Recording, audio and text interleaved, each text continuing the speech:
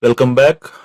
In previous tutorial, we have discussed what is flowchart, and we have drawn a flowchart that was addition of two numbers. Now we will make a flowchart that will find greatest among two numbers. So I will write here, draw a flowchart to find greatest among two numbers. Okay, now I will have to uh, draw a flowchart that will help us to find greatest among two numbers. Okay, so I will simply write here start. First of all, I have to read first number. So I will read. I can also read both numbers together. So I will read both numbers together. Read A, comma B. So I have written here read A and B. That will be scanned together. That will be read together here. So it is same. We can also write it individually. We can also write it like read A.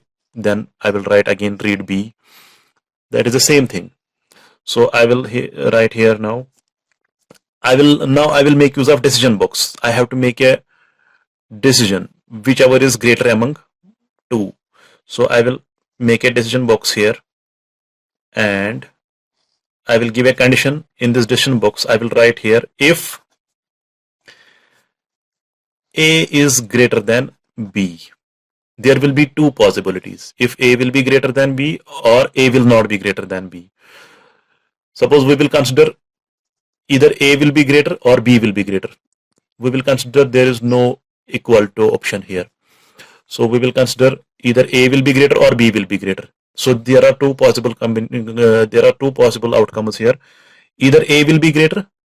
So in yes, if we write yes here, yes, yes, then here A will be greater. Okay, here A will be greater because I have written if A is greater than B. If yes, that means A is greater than B. Or I will write no here. If no, and if yes. If yes, A is greater. If no, then of course B is greater because A is not greater. We have written no. I have made a condition here that whether A is greater than B. If I am writing no to it, then that means A is not greater than B. That means B is greater than A. So here B is greater. In this line B is greater. In this line A is greater.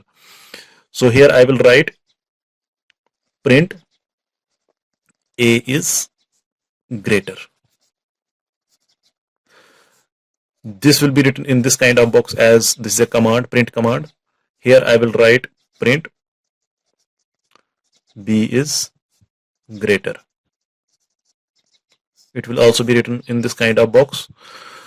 Then here I have to stop, but it will also get stopped.